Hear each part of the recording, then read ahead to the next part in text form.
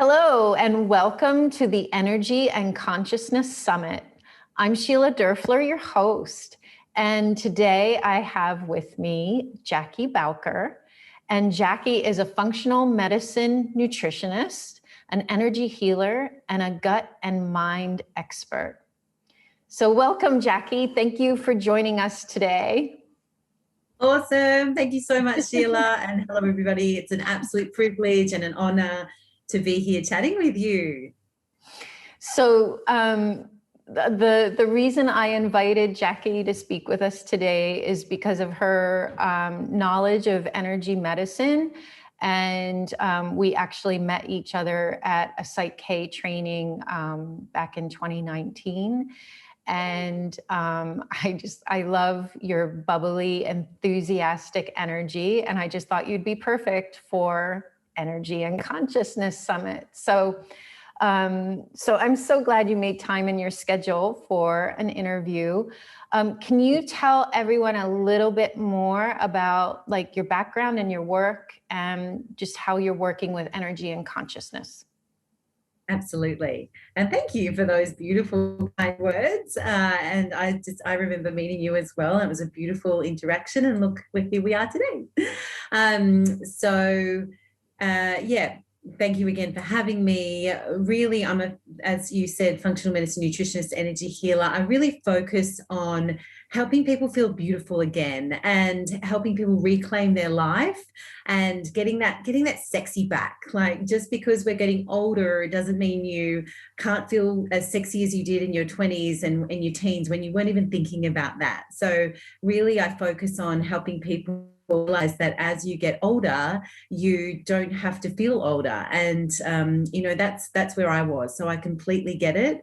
And I don't want people to make the same mistakes that I did. And so I just don't see any reason why people should have to feel crappy. I want people to feel amazing and feel better and better as they get older, and really just bring back the joy in people's lives. Great. That's great. So Jackie, with the gut mind, I know that you and I had many conversations at that weekend training that we did together about the gut and how it affects the mind. Can you talk a little bit about that, how our gut affects our mind, and then I'll save my next question until after that. Yeah, absolutely. I could talk about that for hours. So I suppose taking a step back to how people are. I'm dealing with people that are not fitting into their clothes. They're so tired that the thought of going on a date or out to dinner or drinks with family and friends, they dread it because they don't want to be out late at night because they're exhausted. When the alarm goes off, they dread even starting their day. So and they're making poor choices because they're just trying to get through. So these are people that have either burned out or heading straight into the brick wall of burnout. And really, when we look at that situation, we have to go back to the gut. So I always say Hippocrates way back then said all disease begins in the gut, and I'm a massive believer in making sure we understand what's going on in the gut, and is there inflammation in the body, inflammation being the leading cause of what I call man-made disease. So we have to look at the gut. The gut and the mind are connected by an information superhighway called the vagus nerve. And so they're talking to each other.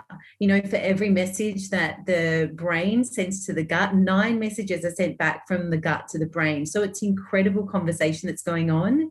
We've got this community of bacteria, of fungi, of worms, all that is supposed to be there. It's beautiful. It's like holding wet soil, and it all kind of sticks together. That they're the billions and billions of microorganisms inside us, and they've all got a job to do. So it's just when that situation when the goodies are not as strong as the baddies, that we have a situation where that person is starting to experience things that are not so optimal. You know, maybe they've got digestive issues, maybe they've got some brain fog, maybe they've got joint pain, bloating. You know, it doesn't necessarily have to be digestive. It can just be completely unrelated. Maybe they're anxiety and overwhelm. It's a huge one. And so when we look at the gut and the integrity of the gut lining, we look at the colony that it's inside and the strength of the goodies and the strength of the baddies. That's where all our immunity sits. So we start there, and then when we rebalance the gut and when we rebalance that microbiome, what we're doing to reduce inflammation in the gut, we're also reducing inflammation in the brain. So it's such a beautiful thing that we can do at a cellular level. But the beauty is what the person feels as a result. They see increased energy, increased focus. They know what, generally, a lot of the time, they know what foods they should eat. So they start making better choices because they're not so controlled by critters that need sugar. And just, you know, they start to reclaim their life and get things back on track. Yeah. Yeah. Well, it's such a complex thing, the gut. And I think for many people, that battle between not having time to cook their own food and rushing and living in stress.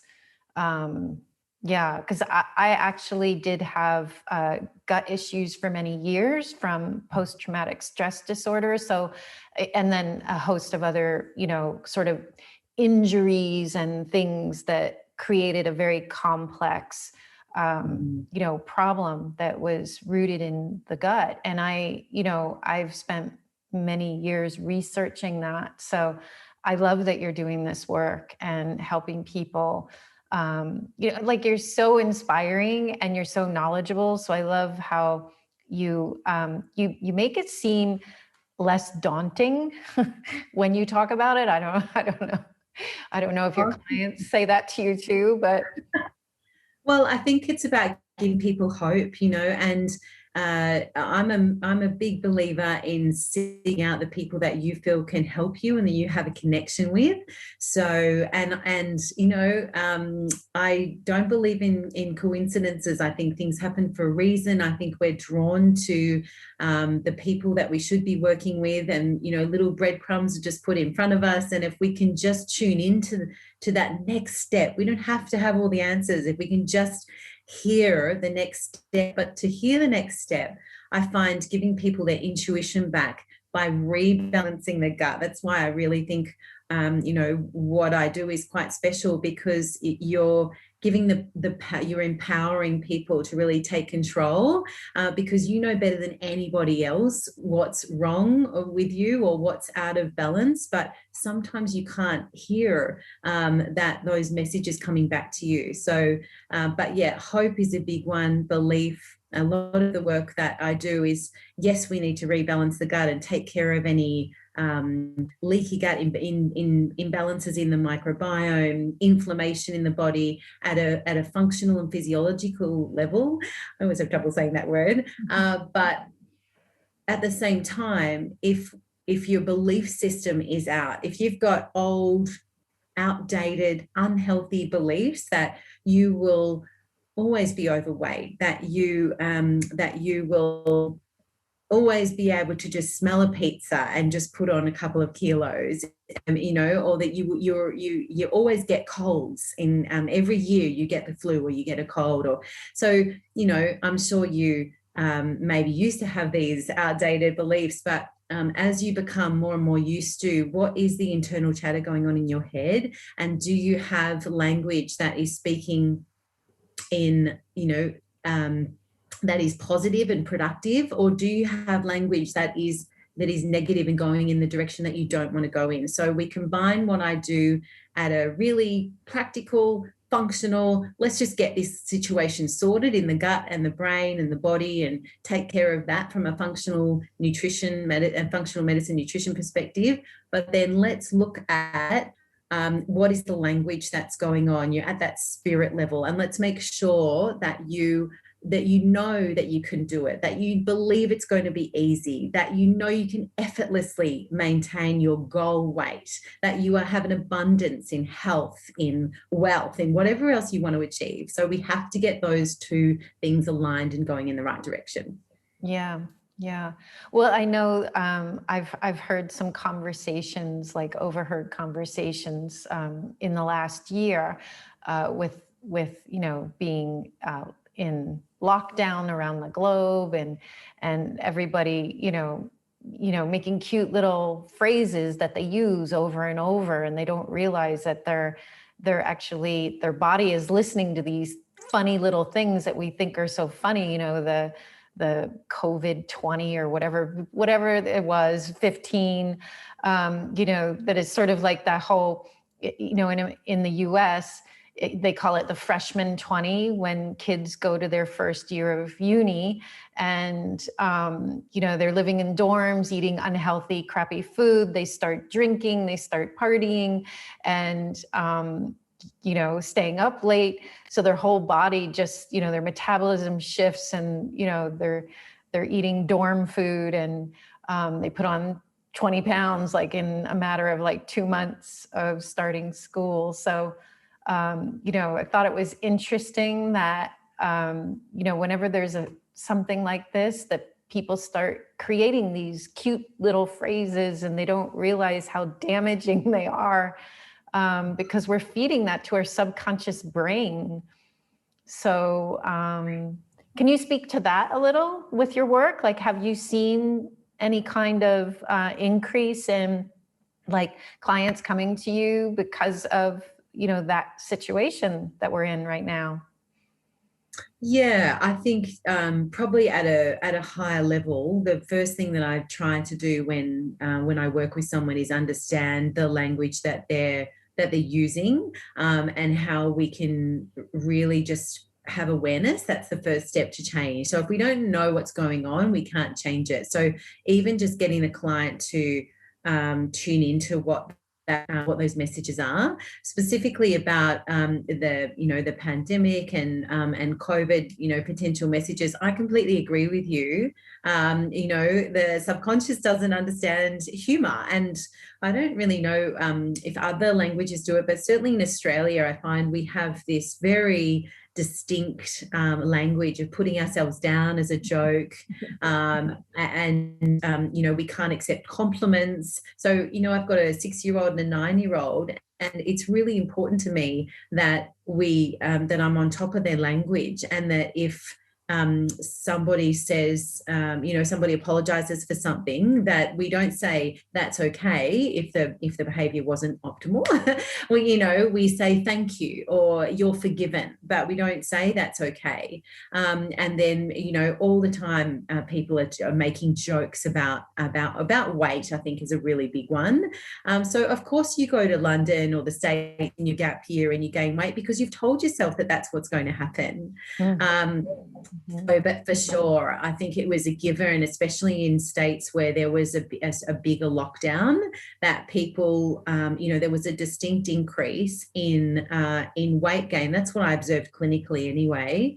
And I feel like the collective energy was almost asking for that. There were these COVID kilos, and I would have conversations with a client, and they'd say, oh, I've got some COVID kilos to get off. And it's like, no, let's just get that language straight out the door. What do you want instead? Because you're asking for the suboptimal state. I assume you don't want those extra kilos that you've got. So let's talk about what you want, the goal. And let's not even bring up the COVID kilos, because all that's doing is creating this vibe of kilos, extra unwanted inflammation, and therefore disease. Right. And, and many people are under more stress now. So, our bodies tend to pack on weight I guess it depends on people's, metabolism, but some people, when they're stressed, can't put weight on.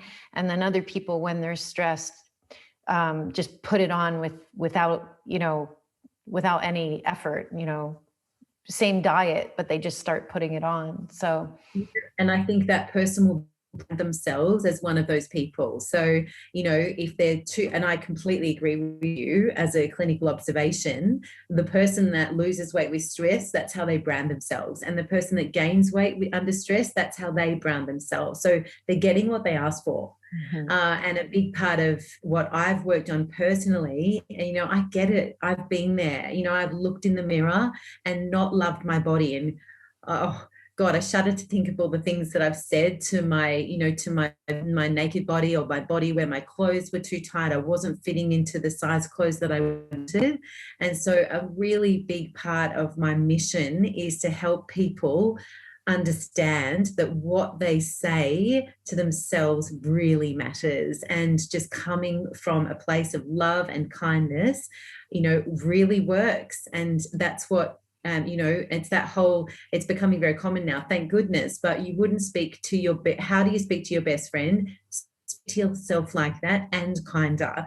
And then if we work that muscle, and every time we look at ourselves in the mirror, we say, gee, your eyes look amazing today, and gosh, your teeth are white and your smile is bright, and I love your passion and I love your energy, and I feel and look incredible. But imagine if we were having those conversations in social circles. It's just not the done thing. So I am on a mission to make sure that it's accepted, completely accepted, and it's not considered arrogant at all to give yourself a compliment, because I don't want people doing that behind closed doors. Or Jackie put on my protocol that I had to do some mirror talk, and I had to say, good morning, Jackie, you look so beautiful today. Like, I don't want that to be something that we do in private because it's taboo. I want people to freely compliment themselves and others, and accept those compliments with grace and humility. Yeah. Well, and I think for some people who haven't begun the process, it can feel like a big reach.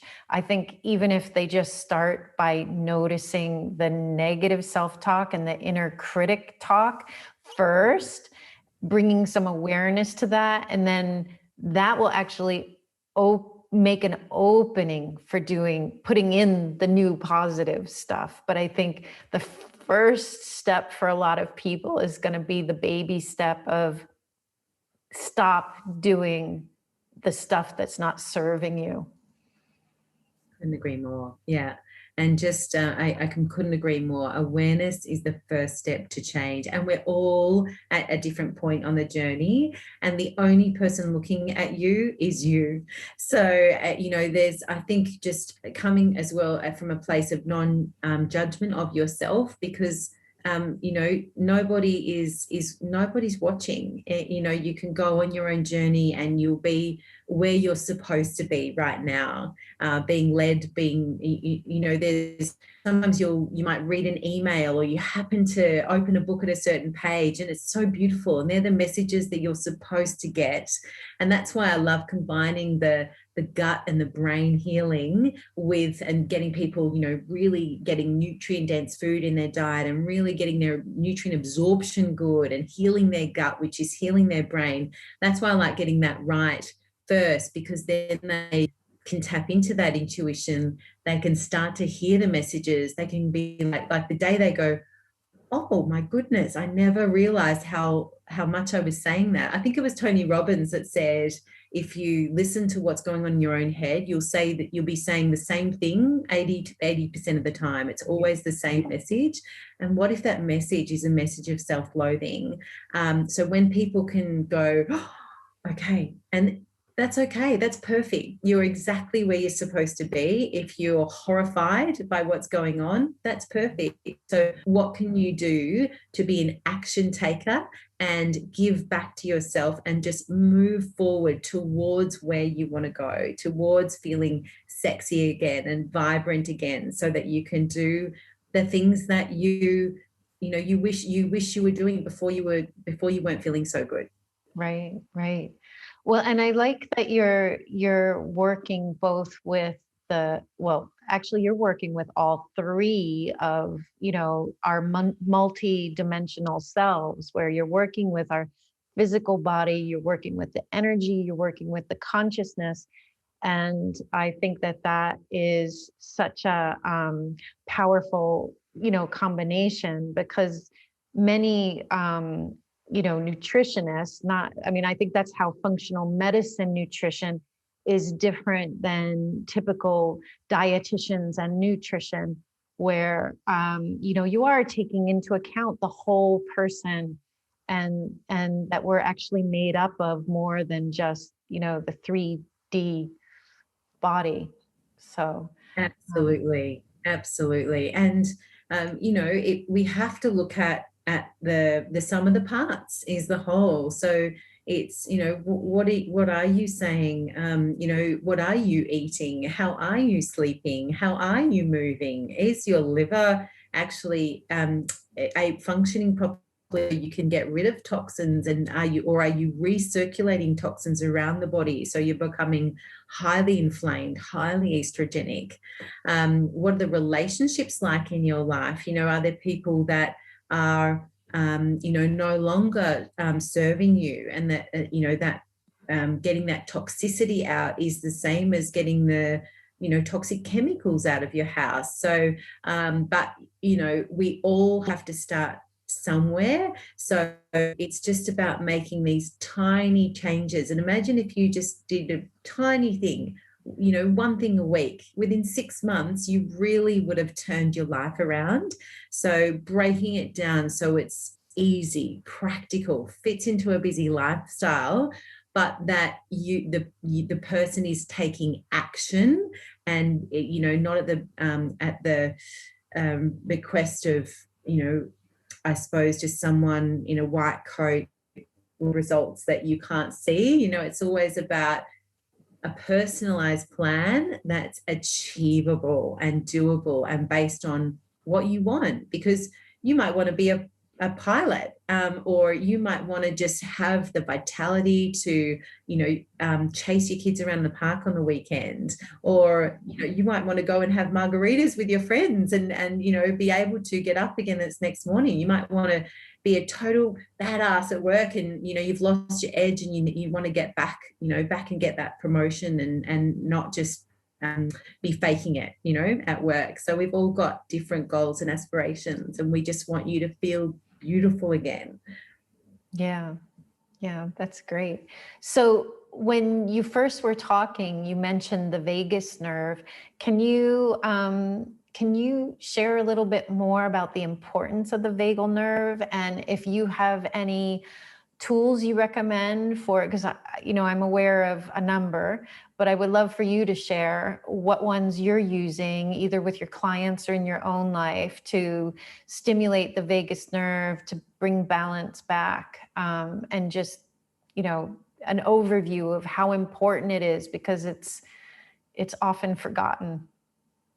That is such a great question, and I think often forgotten, or just not even, it's not mass. I suppose it's not, really well known. I don't think, anyway. I don't think it would be a nerve that people have heard a lot about. So, Sheila, fantastic question. I think the first thing to realize is the vagus nerve that connects the gut and the brain. I just always come back to this information superhighway. And what we want is, so it is the nerve that we want to be happy and balanced, because it allows you to be in this relaxed, what we call a parasympathetic state. So which is that relaxed state. When we were hunter-gatherers, we were in this relaxed state about 80% of the time, and in our stressed or sympathetic state, about 20% of the time. And that's when we had to run away from a lion, or, we were, being hunted down by something. And that 80% of the time when we were in parasympathetic, we were chilling out as a community. We might be sitting around a fire or something like that. We were really connecting as a tribe. Now, the latest stat I heard is that we are in a parasympathetic relaxed state 20% of the time, and I would actually question that for a lot of my clients anyway. And 80% of the time we're in this sympathetic fight or flight state, where we're constantly, rushing woman syndrome, where we're having to listen to things while we're driving, and we're eating while we're at our desk, and everything is jam-packed. And this was me. So there's certainly no judgment of anybody, because this is actually what brought me down. Years and years of wanting to feel important, to get that promotion, to work my way up the corporate ladder, to really to serve, but in a way that was very unhealthy for me. So, it was back in the days where mobile phones were just starting to come in. And so emails were like really, were they really sexy at the time. So reply, if I woke up in the middle of the night, which is a stress response, where you're in that sympathetic state in the middle of the night where you're not supposed to be, and I'd look at my emails on my BlackBerry, and I'd be tapping back emails at 2, 3, 4 in the morning, just so that person, a lot of the time I think it's so the person could see, wow, she's a hard worker. She was up at 2 in the morning responding to my email. Yeah. And, I realized that lifestyle brings you down, and it doesn't help anybody. It certainly didn't help me be a better mother.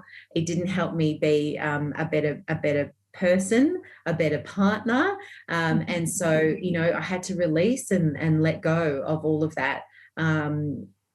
That it was no longer serving me. I'm trying to get back to the question that you asked. So the vagus nerve. So I think when we're operating in that sympathetic state where the vagus nerve is imbalanced and unhappy and not in a relaxed state, that's when we're stressed. Stress impacts our immunity, and the majority of our immunity, 90+%, the exact data is being debated, but it's very high. That immunity sits in our gut. When we're in our sympathetic state, we can't digest our food. All of the blood is just rushed to our extremities. We're in survival mode. So we're certainly not focused on reproduction, on digestion. And, we wonder why we have so many fertility issues. So I've got so many of my beautiful clients that are trying to have a baby or trying to have their second or third baby, but their gut is out of balance, and their gut and their brain, we have to make sure that if one might affect the other, so the gut might affect the brain might be affecting the gut. And when I talk about brain, I'm talking about all of the hormones, the brain hormones, the stress hormones, adrenals, thyroid, sex hormones. So when the gut can be affecting the brain and hormones, or the other way around, or both. And so it's really, really important that we get back to a place where our hormones are happy and nourished. And for that to happen, we have to get out of survival mode and into relaxed mode. So what do I do? One of my favorite PSYCH-K, it's not a PSYCH-K balance, but one of my favorite postures that I learned through being a PSYCH-K facilitator is the whole posture. Anybody can do it. I yell this from the hilltops. You cross one ankle. I'm crossing one ankle now. You cross one wrist over the other, one ankle over the other. It doesn't matter which way, and no one ever has to know that you're doing it. You interlace your fingers, and you can just sit or stand, and any form of stress dissipates. It is my favorite posture to do. My children know how to do this, and I love watching them teach other children to do it. That's just a beautiful thing. And the beauty of it is you can be anywhere. You can be frustrated in a bank queue. You can be in a really stressful meeting. I've got my ankles crossed in this conversation because I want the energy to flow, and I want to be in a flow state so that we can serve and have the maximum impact that we can have. So that's my absolute favorite. There are other little tricks for relaxing the vagus nerve, like really good breathing and gargling and things like that. The whole brain is by far, I feel, just so effective to dissipate stress and get you into a place of peace and love and harmony. Yeah.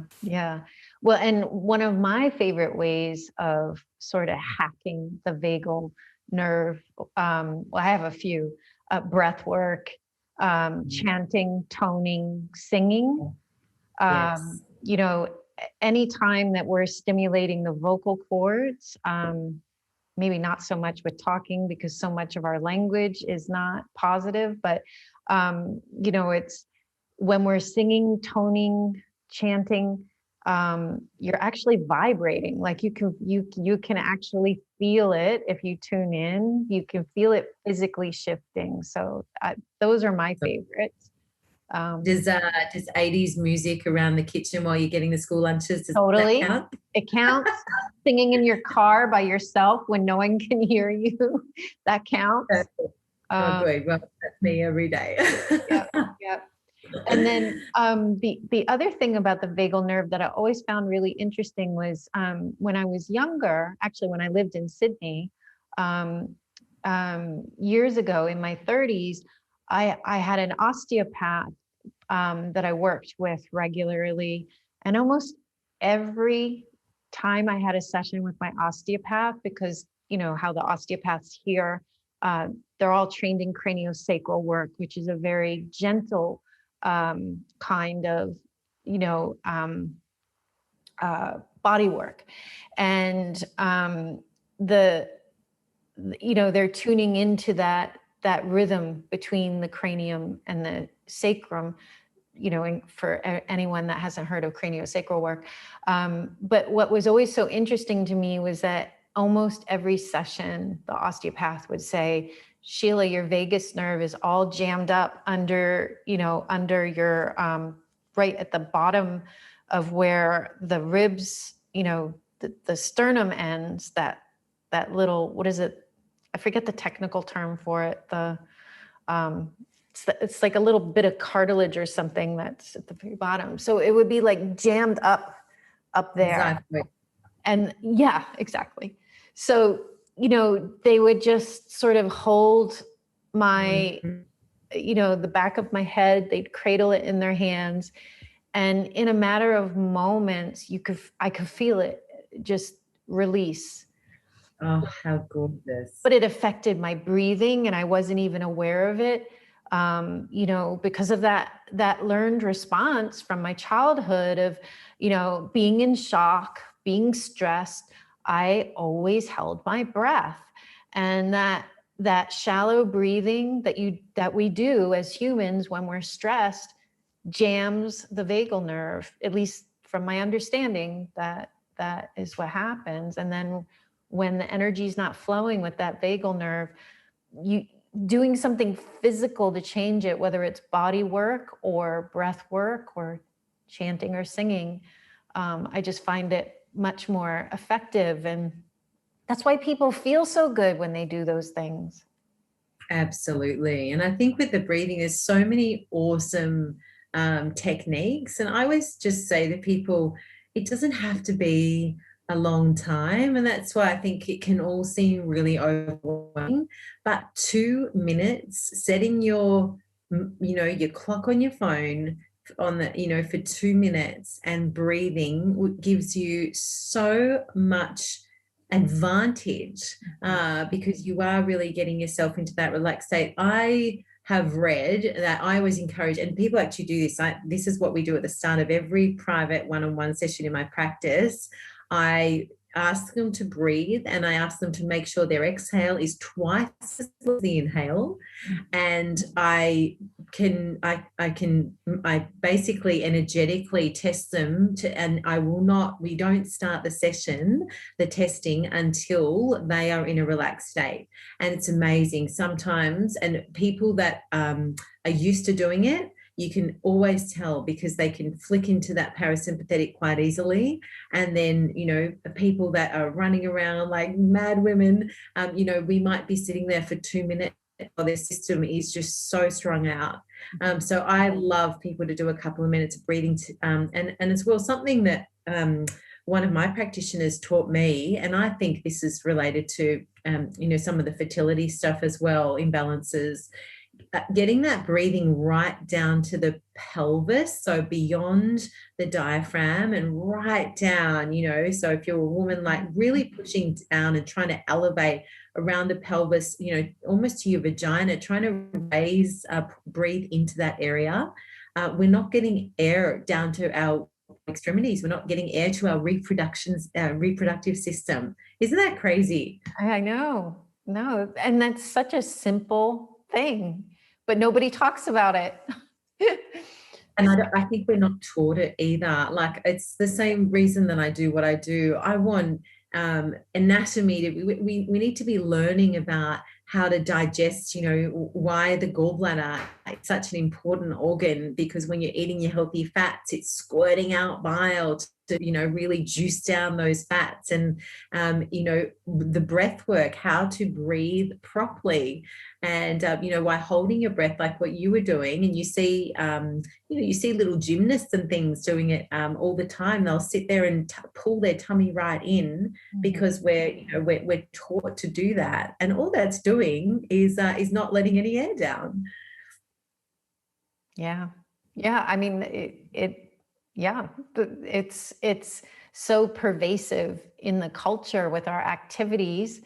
So even many of the activities that we think we're doing to keep ourselves fit are then aggravating the system. Because even for me, it took me many, many years to figure out that when, in terms of finding an exercise that worked, that didn't aggravate post-traumatic stress or aggravate my nervous system or increase the fight or flight, like when I was in my 20s, the late teens, 20s, I would jog. I wasn't a dedicated runner, but I would go through periods where I'd be like, oh, I really need to exercise. I'll go for a run. And every time I would run for exercise, I would trigger unknowingly, unwittingly, the fight or flight response. Yeah. And it took me until I was in my 30s. I think it was like the 5th time I took anatomy and physiology, where there was something that the instructor said, and I was just like, holy cow, no wonder like that kind of exercise doesn't work for me. No wonder I always feel more stressed instead of less stressed.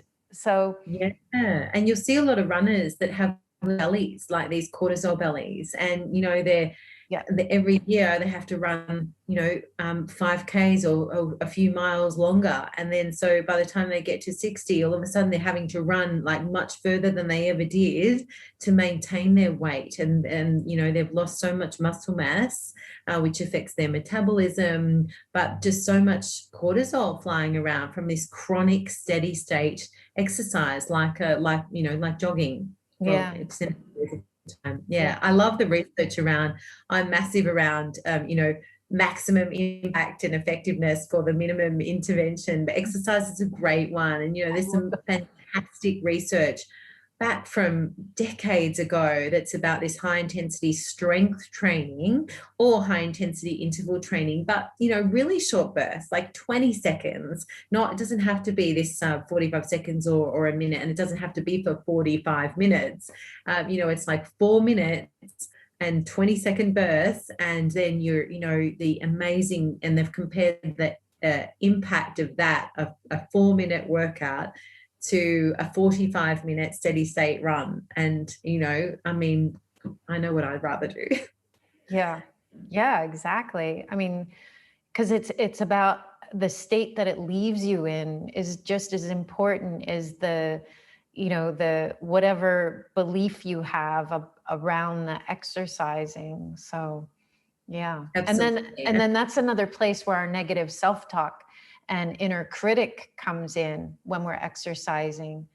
The number of people who push themselves and, all the time, it's like battling. It's almost like their inner bully comes out during the workout. And, so that's not good for the mind or the body, to be in that state when you're exercising. Absolutely. The monkey mind. Yeah. No, it's for me, it's about, feeling fit and lean and strong, and making sure that your organs are happy as well. So, they've linked heart attacks to runners. Like, so, how is that even possible that someone, running 50 miles or 50 kilometers a week, they have a higher chance of having a heart attack in their 40s? Like, it's just wrong. And so, really getting that metabolism firing. I love helping people understand how to be a fat burner and how to really use their metabolism and build beautiful, long, lean muscles. And that means the heart as well, because the heart is a muscle. So, but, we've got other things that we want to do in life. So, my workouts I do 16-minute workouts as an example. Right. They're short. I've never worked out less. I've definitely been in that unhealthy place of feeling like I needed to do hours of exercise a day. And, I'm stronger and lean in my 40s as I was in my 20s. So, I think it's just continuing to move forward. Yeah, that's great. Well, so we're coming to the close of our conversation. So before you go, is there any last minute maybe tip that you have, or a tool, something that can help people at home that maybe they don't have a functional medicine nutritionist near them? Or, is there a tool that you can share that people could just simply implement into their day that would help them? Great question. So I think the first thing to say is, everybody's different. Everybody's at a different place. And so I think you have to look at where you're at and where you want to be, but know that you don't have to do everything at once. And working through a plan is and methodically will get the job done than starting feeling so overwhelmed and then just stopping. But I do feel like having a plan is really important, because if you don't have, what's the saying about failing to plan to fail? I know I'm going to mess that up. I always mess that up. That's a limiting belief, Sheila. Not with quotes. But, if you've got a structured plan and you can basically just have that in mind, then I feel like that's the best way forward. And your plan will be different to my plan, and that's why things for you work and they may not work for me. So you've got to work out what works for you. For me, appreciating the bio-individual approach is really, really important. I feel like it's really important to look at what you're eating and what you're thinking about, but just getting some foundational things in order is really, really important. So the first rule for me would be eating real food. So just looking at where you're at on that scale. If you're eating all processed foods, then obviously you're not going to go to a completely, clean diet straight away. If you've got like massive sugar cravings, we need to take you on that journey. And whereas if you're already eating really clean, you might need to tune in to, do I have enough, what are my goals? Do I have enough protein? Am I having enough fibers? Am I having enough healthy fats? So, I suppose it really depends where you're at, but getting to a place where you're eating real food, so food that is picked, from a tree, grown in the ground, and animal products if you choose to eat them, fish which have loads of healthy fat and feed the brain. Wherever you're at, we want you to get there. That's a starting point. We want you to be really well hydrated, and then I would look at what's going on in what is this saying to you, and how do we move you from a place of wherever you're at now to a place of loving, kind thoughts. So they would be the 3 tips. Water makes everything better. Are you eating beautiful, real, whole foods? And what are you saying to yourself? Great. So Jackie, will you tell everyone a little bit about the free gift you're offering the audience? Absolutely. So I put together a beautiful, just a one day. I mentioned before, I like things to be achievable. So I put together a little one day detox. It's a really nice reset. If you're feeling you know, if you're feeling frumpy, if you don't like what you see in the mirror, if you're not fitting into your clothes, if you're feeling puffy or bloated, this is just a way to give back to your body. There's beautiful whole food in there, lots of nourishing food. And so I've just put that together, and it's one day. We can all do anything for one day, and you can come back to it whenever. What I love is it's something that you might want to do for, you know, once a month or once a season, when we want to, you know, do a bit of a clean out and eat a little bit lighter. But there's some gorgeous, one of my favorite juices in there, and you know, it's a really beautiful little program, and it comes with a checklist of, you know, so you can mark off, you know, your something nice you've said to yourself, you know, a little gratitude that you can say in the morning. But everything is just one day, and it's bite size, and it hopefully is achievable. Yeah, sounds like a beautiful self-care day. Yeah. Yes. So, and then tell people where they can find you, please.